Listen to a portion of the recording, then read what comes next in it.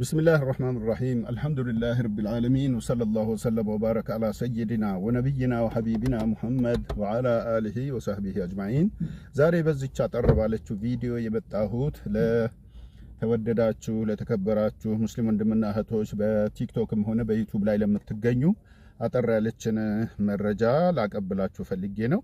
በርግጥ በእስላም ላይ በሙስሊሞች ላይ ብዙ ጊዜ አፍ እንደተከፈተ ነው በአንዳንድ ጋጠወጦች ማለቴ ነው እና ለነሱ እንደማንኛውም ሰው ትክክለኛ የሆነውን እስላማዊ ጥሪያችንን አድርሰናል ነግረናቸዋል። ከዋናው ከጌታ አላህ ቃል ከቁርአን በማነጻጸር ደግሞ ከራሳቸው መጽሐፍት የተዘናጉባቸውን ፓርቶች በመጥቀስ ጠቁመናቸዋል ነግረናቸዋል። ያንን አልፈው ደግሞ ወደኛ ቁርአንንና ነብዩን አለይሂ ሰላቱ ወሰላም እስልምናችንንም በመዝለፍ ላይ ተግተው ለመስራት ጥረት የሚያደርጉ አሉ። ከነሱ ውስጥ ዛሬ አንዱን ግለሰብ ነው ይዤላችሁ የመጣሁትና እስኪ ተከታተሉት። ምንድነው የሚለው? ከአጋንንት ተርታ መመደቧ ነው ለሷ ክብር። እናንተ ሁለት ሰዎች አደብ ግዙ። አንድ ኡስታዝ በሁለት ሚዲያዎች ላይ ቀርቦ ስለ እስልምና እና ስለ ክርስትና የተናገራቸውን ሐሰቶች እናጋልጥ። እስኪ ቪዲዮ ሰምተን እንምጣ። በቁርአን ውስጥ እንግዲህ ቁርአን ስሟ ተጠቅሶ ምዕራፍ የተጠቀሰላት ሴት አንዷ መርየም ናት። እናት የእምነትና የጽናት የንጽህና ተምሳሌት የሆነች እናት ናት። ሴት ሲባል መርየም ነው የምትወሳው ቁርአን ውስጥ። መርየም ብንት ዕምራን ለቲ አሰነት ፈርጃ የአማኞች ሁሉ መገለጫ ሞዴል ብሎ ነው ቁርአን የሚገልጻትና በስሟ ምዕራፍ የሰየመላት ሴት ናት። በእስልምና ውስጥ ቁርአን ላይ በቁርአን ምዕራፍ ውስጥ ብቸኛ ስሟ የተነሳ ሴት እናታችን መርየም ናት። እኛ እናታችን መርየም ቁርአን ምዕራፍ ስሟ የተሰየመላት ብቸኛ ሴት ምዕራፍ እኮ ታሪኩማ በጣም በሰፊው ነው። ይህንን ኡስታዝ ወደ ሚዲያቸው ያቀረቡ እነዚህ ሁለት ሰዎችም ሆኑ መጀመሪያ እኔም ዛሬ አንተን እያቀረብኩ ነው። ቅድሚያ ቀደም ብሎ መግቢያ ላይ ያስላወራው ነገር ማለት ፈልጋለሁ። አንድ ነገር ማለት ነው የሷን ክብር ዝቅ ማድረግ ነው በቁርአን ውስጥ ስሟ መጠቀሱ ብለህ ያወራኸው በጣም ነው የሚገርመው። ራሳችሁ አይደላችሁ እንዴ? እንደውም እኮ በቁርአናችሁ የሷ ስም ከ25 ጊዜ በላይ ተጠቅሷል። ኢየሱስ ክርስቶስ ስም ከ30 ጊዜ በላይ ተጠቅሷል። የነብዩ መሐመድ ስም ደግሞ 5 ነው የተጠቀሰ እያላችሁ ወደ ፎሪ በመትለጉት ጥለዛችሁ ላይ ይሄንን እያወራችሁ ነበር አንድ ሰሞን። በሌላ ጊዜ ደግሞ በቁርአናቸው ውስጥ እኮ በጽዕትና ተበላለች ከዓለማት ሴቶች ሁሉ በልጣለች፣ አታ ከነብዩ መሐመድ እናት ሁሉ በልጣለች፣ ይቺን ቅድስት ድንግል ማርያምን ግን ሙስሊሞች አታማልድም ይሉናል እያላችሁ ደግሞ በሌላ በኩል ኦፍሳይት ትገባላችሁ ማለት ነው። የእናንተ ጉዳይ እንደው መቼ ነው እንደው አንድ ቦታ አግኝቶ አረፍ ብሎ የሚቀመጠው መቼ ነው? እሱም በእርግጥ እኛንን የምንነግራችሁ መቼ ሲሆን ነው? ወደ እስልምና አምናችሁ ጠልቃችሁ ገብታችሁ የመዳኛ መንገዳችሁን ስታረጋግጡ ብቻና ብቻ ነው የሚሆነው። አሁን ደግሞ እዚህ ጋር መጣህና ከጉንዳን ከሸረሪት ከላም ስም በተጠቀሰበት ቁርአን ውስጥ የሷ ስም መጠቀሱ ክብሯ ላይ መረማመዱ ነው ቁርአን ብለሃል እያልክም ነው። እስኪ ቀጥሎም ደግሞ እናዳምጣለን። አንተ እኔ ልነግርህ የምፈልገው አንድ ነገር አለ። ጉንዳን ባለ ትልቅ ታሪክ ናት። አንተ አታውቅም።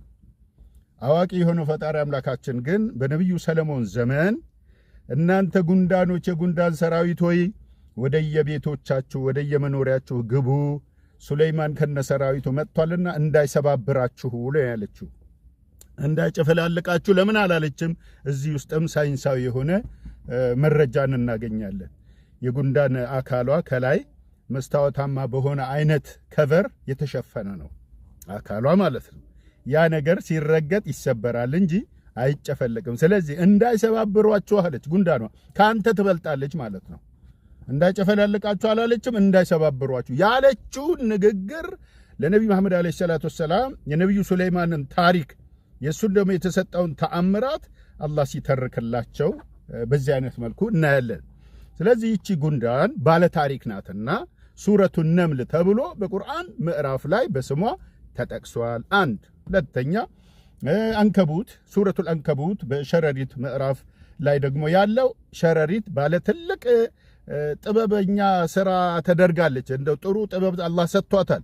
ቤቷን እንዴት እንደምትሰራው አይተህ ከሆነ የሷ ጉዳይ መወሳት አለበትና ፈጣሪ አምላካችን ሲፈጥራትም በተአምር የፈጠራት ሲፈጥራትም ለምልክት ነው የፈጠራትና የሷንም ጉዳይ በዚህ መልኩ አንስቶታል። በስሟ የቁርአን ምዕራፍ ተጠቅሷል። ሌላ ሱረቱል በቀራ የተባለችው እንደዚሁ በቀራ ስለ ላሚቷ ምዕራፍ ታሪክ አለ። ወደ ቁርአኑ ስትገባ ነው የታሪኩን ትምህርቱን በትክክል ማግኘት የምትችለው። በምቀኝነት በጥላቻና እንዲሁ ከውጭ ብቻ በመወራጨት አታገኘውም። ይሄን ነገር ልፈልጌ ነው። ሲቀጥል ቁርአን ምዕራፍ 3 ራሱ በማርያም ቤተሰቦች ስም የተሰየመ ነው። ሱረቱ አሊ ዒምራን ይላል። የዒምራን ቤተሰቦች ምዕራፍ ይላል። ዒምራን ማን ነው? የማርያም አባቷ ነው። እናቷም አለችበት። እሷ ራሷ መርየም ትጠቀሳለች። የወለደችው ልጇ ዒሳ አለይሂ ሰላም። ይህ ቤተሰብ ፈጣሪ ዘንድ ትልቅ ደረጃ የክብር ደረጃ የተሰጣቸው ቤተሰቦች ስለሆኑ ሱረቱ አሊ ዒምራን ተብሎ ተጠቅሷል። በኢብራሂም ስም ሱራ ተጠቅሷል። ቁርአን ምዕራፍ 14ኛው ሱራ ማለት ነው። ቁርአን ምዕራፍ 47 በነቢዩ መሐመድ ስም ተጠቅሷል። ታዲያ እሳቸውንም እዛው ለምን ጠቀሳቸው ቁርአናችሁ ብለህ እየተከራከርክ ነው ወይስ አለማወቅህን እያወጅክልን ነው ለኛ? ስለዚህ እንዲህ አይነቱ አካሄድ የመሐይምነትና የድንቁርና ስለሆነ ትንሽ ብትረጋጋና እኛን ብትጠይቀን ጥሩ ይመስለኛል። እሱ ቪዲዮ ስር በኮሜንት ሴክሽን ያሉ አንዳንድ ስለ እስልምና እውቀት የሌላቸው ክርስቲያኖች እስልምና በዚህ መንገድ ድንግል ማርያምን እንደሚያከብራት አላውቅም ነበር ብለው ሲደነቁና አናታቸውን ሲወዘውዙ ሲያጨበጭቡ ለመመልከት ችያለሁ። በጣም ጥሩ። አንተን አንድ ጥያቄ ልጠይቅህ እስኪ። መጽሐፍ ቅዱስ ማርያምን አክብሯታል ትላለህ ወይ? ብሉይ ኪዳን ላይ አንድ ቦታ የሷ ስም አለ? የለም። እና ከኔ ጋር ከፈለክ እንዋይ አስረዳለሁ በደንብ አድርጌ። ሐዲስ ኪዳን ላይ ወደ ጳውሎስ መጽሐፍቶች ስትመጣ ጳውሎስ አይሁዳዊ ነኝ ብሏል። እንግዲህ እኛ በፍጥረት አይሁድ ነን እንጂ ኃጢአተኛ አሕዛብም አይደለንም ብሏል። ከሆነ ይቺ ማርያም አይሁድ ምድር ላይ ነበረች፣ ድንግል የተባለች በአንተ አስተምሮት ደግሞ በተለይ ትልቅ ቦታ የተሰጣት ናት። ለምንድነው ስለ ማርያም አንድ መጽሐፉ ላይ እንኳን ያልጠቀሰው? ነብዩ መሐመድስ በስሟ የተጠቀሰ ምዕራፍ መጽሐፍ እንደወረደላቸውና እንዳስተማራቸው አንተ ራስህ መስክረሃል፣ አምነሃል። ጳውሎስ ለምንድነው ስሟን ያላነሳው? መጽሐፍ ውስጥ እንኳን ስሟን አላነሳም። በስሟ እንኳን መጽሐፍ ሊጽፍ ቀርቶ 14 ከሮሜ እስከ ዕብራውያን አንድ መጽሐፍ እንኳን በስሟ አይጽፍም። አንድ ስለ ኢየሱስ ክርስቶስ ብዙ ተርኳል፣ የሆነውንም ያልሆነውንም። ትክክለኛ ታሪክ ባይሆንም መቼም ትንሽ ያው ወጣ ገባ ያለ አስተምሮት ቢሆንም ጠቅሷል። መጽሐፎቹ ደግሞ በአጠቃላይ ሰላምታ የተሞላባቸው ከመሆናቸውም ጋራ ግድ የለም። ምን አለበት የሷን ስሟን ማርያም የኢየሱስ ክርስቶስ እናት የሆነችው ቅድስት ማርያም ድንግል ማርያም ብሎ ለምን አልጠቀሰም? እናንተ ሆስፒታል ስትሰይሙ ጳውሎስ ሆስፒታል ትላላችሁ። የልጆቻችሁንና የአያቶቻችሁን ስም ስናስተውል ጳውሎሶች ናቸው ብዙዎቹ። ስለ ማርያም ግን አንድ ነገር ግድ አላለው። አንድ ታዲያ ነብዩ መሐመድ አይሁድ ምድር ሄደው ካሜራማን ሆነው ዘግበው ነው እንደ የመጡት ወደ አረብ ምድር? እባክህ አስተውል፣ ቆም ብለህ እዚህ ጋር ሞኝነትን እያነበብኩልህ ነው። ተረጋጋ።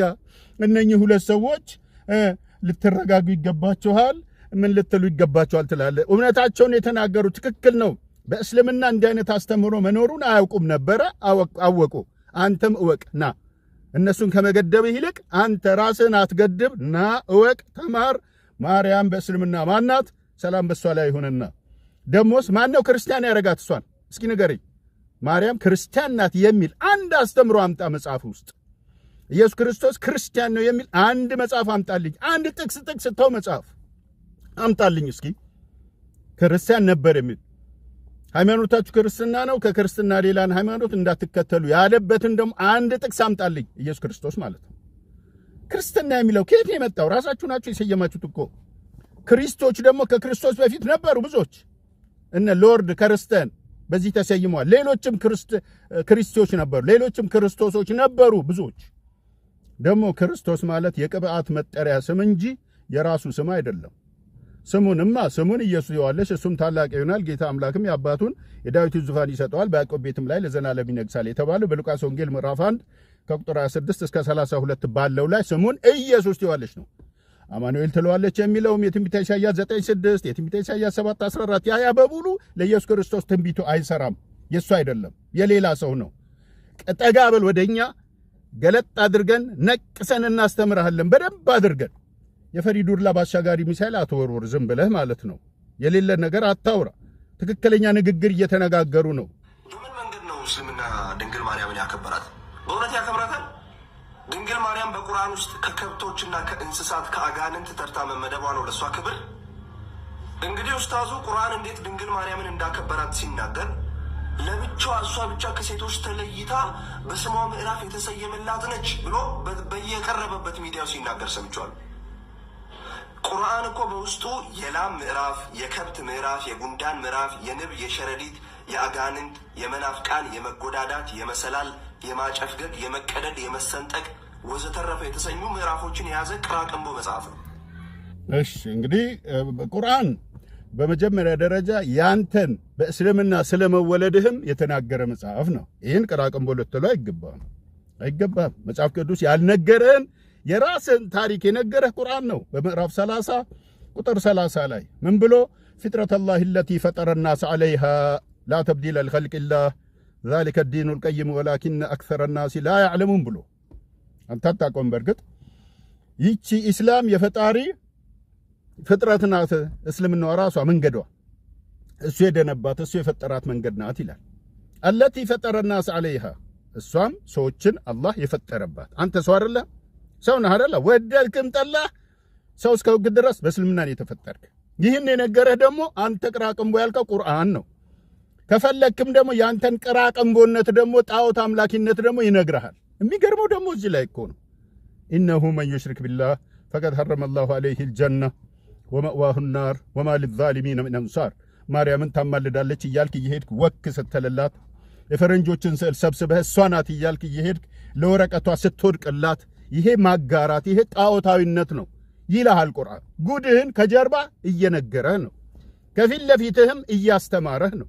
አንተ እምቢ ብለህ አመፀኛና እስላምን ጠል በመሆንህ እንጂ ይህን የምታወራው ቅራቅንቦ ወሬ የምታወራው እንጂ ቁርአን ከቦታው ነቅነቅ የማይል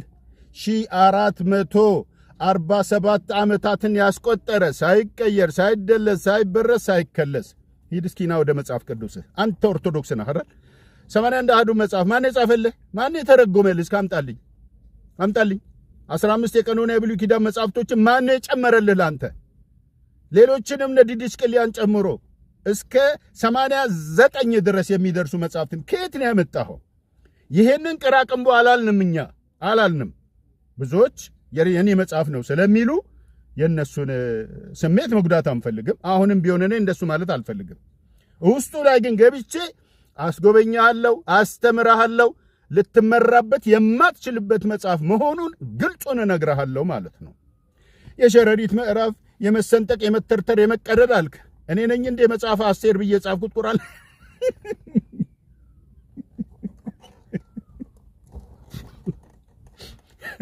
አስቴር ሲባል ነብይቱ አስቴር ይላል መጽሐፍ። በታሪክ ውስጥ ነብይቱ አስቴር የሚባል የለም እንዴ። ደሞ ሲቀጥል አስተምሮቱ ውስጥ ገባ ብለሃል። ወደ መጽሐፍ ቅዱስ ገባ ብለሃል። ውዴ ሆይ እግሮችሽ በነጠላ ጫማ ሲታዩ እንዴት ያምራሉ። ምን ማለት ነው? ምን አይነት ጅንጀና ነው ይሄ? መኃልየ ዘሰሎሞን ምዕራፍ 7 ከቁጥር 1 እስከ 8 ድረስ እስከ 8ኛው ምዕራፍ ድረስ አንብበው። ጉድህን ታያለህ እዛ ላይ። ይሄን ያስተማረህን መጽሐፍ ትተህ ቀጥተኛው መንገድ ሰዎች እንዲመሩ ሕግ የደነገገን መጽሐፍ፣ የነቢያትን የተበላሸ ታሪካቸውን ግልጽና ንጹህ አድርገው ያስተማረውን መጽሐፍ ቅራቅንቦ ስትላንተ ለመሆኑ የምትናገረውን ታውቃለህ? አውቀኸዋል? እነኚህ ሰዎች ተናገርኩ ብለህ ራስን እየተናገርክ እኮ ነው። ራስን እየተቸህ ነው። የራስን ድንቁርናና መሐይምነት እያሳየህን ነው። አታውቅም። ምንም የምታውቀው ነገር የለህም። ይሄ ወገናችን ማናዘዋል። እንዲሁም ደግሞ እሸቱ እውነቴን ነው እያገናዘቡ እኮ ነው፣ እያገናዘቡ ነው። አንተ ግን ፈራህ፣ ሰጋህ። ገና ለገና እስልምናን ይቀበላሉ ብለህ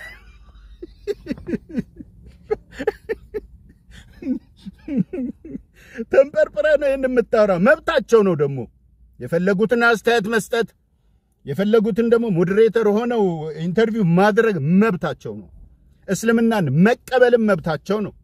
ምን ነው እዚህ አንዳንድ መኖሪያ ቤቶቻችሁ ውስጥ እየሰበሰባችሁ የሀገር ባህል ጥበብ ቀሚስ በመስቀል ዲዛይን የተደዘነ ልብስ እያለበሳችሁ የራሳችሁን ሰዎች አውጥታችሁ መጀመሪያ ሙስሊሞች ነበርን፣ አሁን ግን በቅዱስ ገብርኤል ምክንያት በሱ አማካኝነት ስለተሰለን ነበረ ሲሆንልን ገባን የሚሉ ሰዎችን ምን እያልክ ነው? ኧረ ተጠንቀቁ፣ ወደ እስልምናችሁ ብትመለሱ ይሻላችኋል ብለሃቸው ነበር። አላልክም አይደል? ሰልፊሽነት ነው ይሄ። የፈለገውን እምነት ይከተል። ምን አገባህ አንተ? ምን አገባህ? ራስ መጽሐፍ ቅዱስን አታውቅም። ክርስትና ማለት ምን እንደሆነ አታውቅም። ሰዎች የሰየሙት መንገድ መሆኑን አታውቅም። ክርስትና ማለት እንደውም ሄድና አንተናን ብትጠይቀው ጥሩ ነው። ማን ነው ስሙ?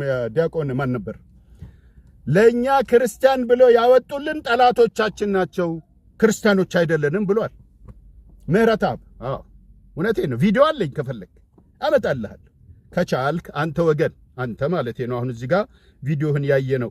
ከቻልክ ቲክቶክ አካውንት ካለህ ና ከኔ ጋር መወያየት እንችላለን። በማን ዙሪያ? በማርያም ርዕስ ላይ ሆነን ውይይት እናደርግ። በቃ ቁርአኑ እሷን አላከበራትም ስትል እሷን ለማክበሩ ቁርአን ድፍን ክርስቲያን ይመሰክራል። እስልምና ድፍን ክርስቲያን። እናንተ ምንም ስለሷ ደንታ እንደሌላችሁ እንነግራችኋለን። እኛ የአይሁዶችን መንገድ ተከተላችሁ ዲቃላ መጣች ዘማዊት ነሽ ያሏትን መንገድ እየተከተላችሁ ስለ ማርያም ደንታ የላችሁም። ስለ ፈረንጆች ፎቶግራፍ፣ ስለ ቀያይ ሴቶች ግን ጉዳያችሁ ነው። ስዕላቸውን እያመጣችሁ ግድግዳ ላይ ተለጥፋላችሁ፣ ደረታችሁ ላይ ተለጥፋላችሁ፣ ግንባር ላይ ትለገዋለህ፣ በብብት ትይዘዋለህ። መጥተህ እዚህ ጋር ደግሞ እውነተኛ ማንነቷ የተጠቀሰበትን ቁርአን ልታብጠለጥል ትፈልጋለህ። ቁም። አሁን እዚህ ጋር አትችልም። አንደኛ እውቀቱ የለህም፣ ሁለተኛ ማስረጃ የለህም። ከዛሬ ጀምሮ ሁለተኛ በአሁኑ መልክ ስታወራ እንዳልሰማ ይልቁኑ አገናዝብ፣ መጽሐፍቶችን አንብብ። እኛ ቁርአንን አንብበን የምንመራበት ሰዎች ነን። ባይብላችሁን ደግሞ ለማነጻጸር እያገናዘብነው ነው፣ እያየን ነው፣ እያስተማርነውም ነው ለሌሎች ከረጅም ዓመታት ጀምሮ። አንተም አነጻጽርና እና ሞግተንኛ እንጂ እንዲህ ስሜት ውስጥ ሆነ እንደፈለክ ያዙ ይልቀቁኝ አትበል። ያለ አቅምህ ደግሞ አትንጠራራ።